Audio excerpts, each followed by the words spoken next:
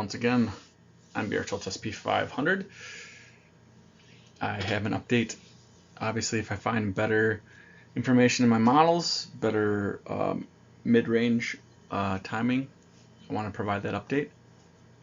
And as this market is extremely choppy and extremely hard to get your bearings short term, obviously looking at the midterm picture, the medium outlook is beneficial to gain understanding, I believe. So let's try to look at that today. And I believe that I've got a decent wave structure on a mid-range model.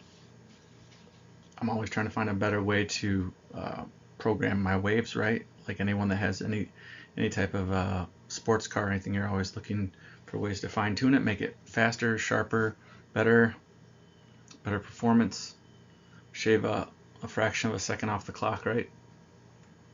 So that's what I want to view tonight with you. My 10-minute model.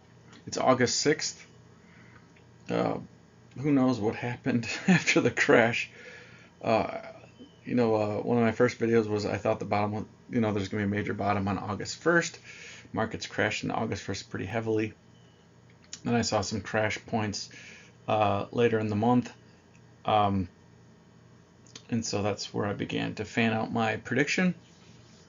And as you may remember, the final peak in the markets was around the end of July. So if you have like a 17-day sell-off window, which is pretty standard, 17 candles, 17, 18 candles, which is half of 34, right? Then you could be looking in late August. So that when you look at the highest peak in the futures, and you throw on like an 17, 18 day trading day candle window of a sell-off period, having a bottom so close in nature just doesn't fit right. So it's not sitting well with me that we hit some kind of bottom so soon. And so I've really been studying my models tonight, obviously, and looking at different models, trying to find out what exactly might be going on. Obviously, I don't always understand everything, and I get quite a few things wrong at times, and I have to provide updates. Right? I'm human. I get more information. I try to fine-tune my models all the time, and I want to get in at the best point. I would really like to go long, but I want to wait for that great opportunity. So let's jump to the models. We have roughly 61 months until the Great Depression begins to set in with finality.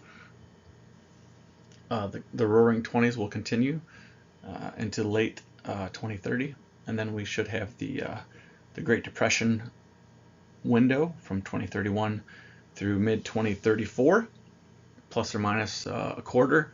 So it could be as early. We could bottom as early as late March 2034, or maybe as late as October 2034.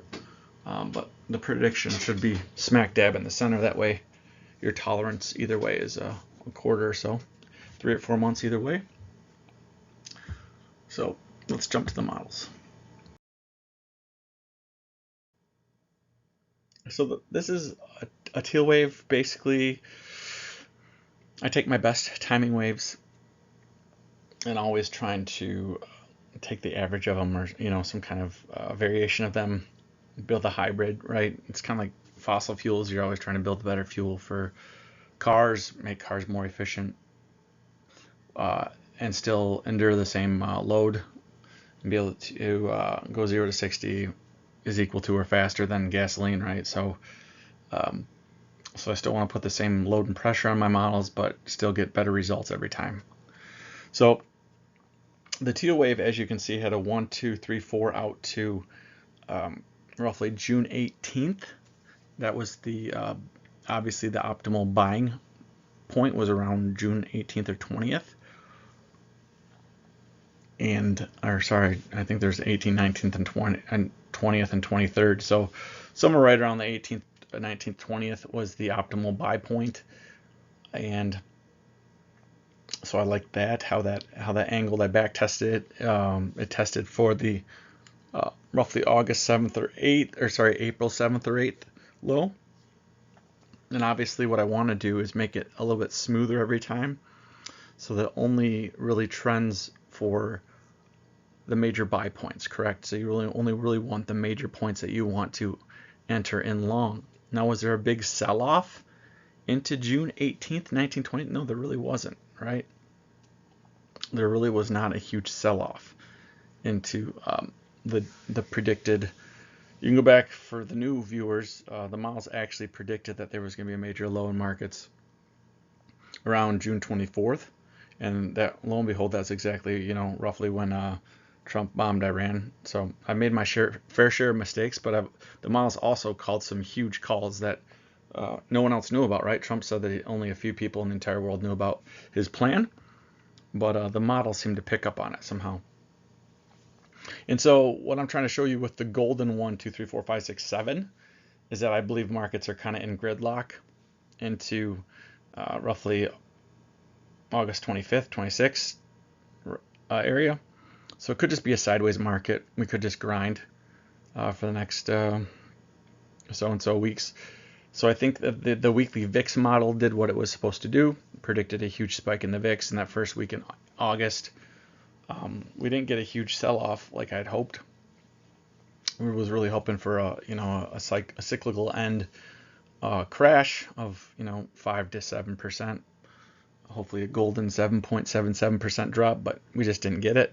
So I'm guessing that the next opportunity for that would unfold in October, with the October 1st peak in markets, and then a crash into late, or the crash window, I should say, into late October. So that would be the next window of time where you could witness a crash in markets or a significant drop. So essentially, current markets. So what I want to do with obviously any really mid-range wave, I want to pick up the big buy points, right? I want to pick up the middle of June as a major buy point, and then I want the model to pick out where the next major buy point is on a mid-range type of scale, right? So if, let's say, a velocity of price just goes flat into the August 25th, 26th, 27th time frame, then I want it to ramp up heavily after that, right? So if we just chop endlessly here for the next 2 weeks, and then finally bottom out around the 25th, not making really new lows per se, but just sideways. So this is the 90s, 1990s all over again. This is the roaring 20s all over again. We're not really getting a lot of sell-offs now. And into obviously September 2030, I think there'll be a pretty nice sell-off in markets in 2028. You could have a quarter or two of crash. You could have 3 or 4 months of the market crashing in 2028. Maybe we bottom around Father's Day of 2028. Maybe we peak around again Super Bowl of 2028. So you could have 4 months of crash in 2028, and that's the beginning of the Great Depression. And then then we have strength back into late 2030, regaining that strength economically, and then interest rates would bottom into late 2030 as whoever gets in as a federal chair reduces interest rates into late 2030, and everyone's able to refinance, yada yada yada. But then the Great Depression window unfolds, and that's the big unknown, obviously. That's kind of the macro view, trying to keep viewers' minds on that, because that is the big picture, and that's why there's this big long journey. That's why I did my GoFundMe page that you can see in my presentation. I don't put the advertisement up front because I don't want to pester people with it. Obviously, there's probably a few people like, well, if there really is a Great Depression, and you are right about that, maybe I'll throw a little bit of money at the GoFundMe. Then hopefully there's a few big fish out there that are able to speak with a financial professional, which I am not, and hopefully save a lot of money, and maybe they'll throw me a big donation. Who knows? You never know in this world of YouTube. There may be Elon Musk might even listen to one of my videos or something and want to donate $1 million. You never know, right? It's in today's day and age, you could have a billionaire listen to you on the other side of the microphone and really like your work and want to just throw a huge generous donation. So again, my GoFundMe goal for by the end of 2034, and even if you want to make it by 2030, that would be a miracle. Obviously, I'm not expecting really to reach my goal, all honesty, but I understand that my work is worldwide, and hopefully some people view my work as pretty competitive. But my goal is $700,000 or $777,000, $750,000 by the end of 2034. So who knows if the goal, the hope is maybe that it could go viral online if my prediction's accurate.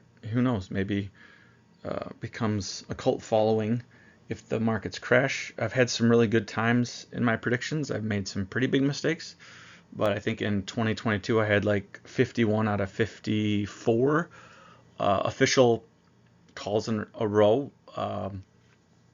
That's a huge percentage, right? That's beyond legendary. It's beyond what I could even look back and think that I could have done, right? The official calls were astounding. It's a huge trophy, right? It's beyond legendary, the success that the model had in 2022, and then I failed at 2023 and called the peak in late 2024, even Super Bowl of 2025, and that was amazing. And then I completely whiffed at it and missed my call at the bottom. I didn't even get the call at the bottom right, believe it or not. Complete failure. I just got too emotional, too wrapped up in it. So anyways, I want to pick out that major low that could be coming up and where to go long, right, in this roaring 90s. So I really want to create a wave over time that really draws those points out, really draws out the middle of June, really draws out the middle of April, right? Really, hopefully that this bottom that's near August 25th through 27th is a really good fulcrum point, a really good pivot point for markets, and then they rocket up into October 1st. Right, so that's my hope and my goal. So thank you for watching, and sorry for moving the end goal for the market bottom, but obviously I want to do my best. I want to keep improving, and I'd rather be wrong about a video and be able to update it before it happens than just leave it alone and let it be out there wrong, right? I'd rather understand that I made an error and correct it before it happened. Just like any of my kids, I'd want them to come to me with error, tell me, hey dad, I screwed up, I think that it's actually going to be this, and I'm like, hey, that hasn't even occurred yet, so great, let's go with your next idea, let's go with a better one. Which one you think is better? Obviously I'm not licensed, I'm not a professional in any way, shape, or form. Please speak with a licensed professional before making any types of investments, things of that nature. So but yeah, we got 61 months until we reach what I believe will be the start of the next Great Depression window. 1929 was the last when the last Great Depression kicked off. But I think the year 2000, I think we're going to mimic like 2000, as in September of 2000 is when we peaked, and I think again we're going to peak around September of 2030. So how do we get into these 30-year cycles? I don't know, but if you want to review some of my macro timing, you certainly can. We could see gold peak at the end of 2030. You could see Bitcoin peak at the end of 2030. It's an all asset type of bubble, and who knows, maybe the government seizes Bitcoin in 2031, and all the big fish, maybe they already know that, and maybe that's why they're pushing it into infinity and beyond to really create hype around it. And then some government around the world starts seizing Bitcoin, let's say in 2031, and it's outlawed or something of that nature. I don't know, but I'm not sure what's going to cause the entire asset bubble to crash. But I think it has something to do with the debt cycle. Obviously, interest rates would bottom in mid to late 2030, and I think that obviously will hold also a huge impact. So, I think that's when, and then 2034, is it a one world government? Is it war? Is it World War III that occurs to get us out of the Great Depression? I don't know. All these things are yet to come, but again, essentially, I think we're range bound until August 25th. Final, we'll call it a low, even though the low may not be lower than August 1st, and by any means, it may just be sideways movement. So it's hard to tell, obviously, in the models, but it says that the momentum will pick back up shortly after the bottom at the end of August, roughly August 25th.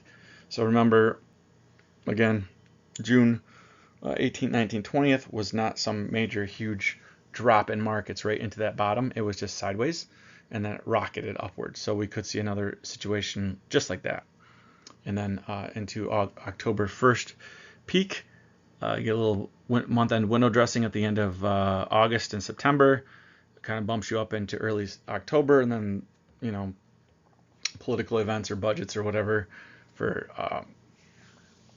Congress, whatever plays out in October, or trials or subpoenas or whatever's going on politically. I'm sure we'll take the headlines, but I'm expecting the markets to peak around October 1st. So a few holidays in there, but I don't think it'll affect the timing.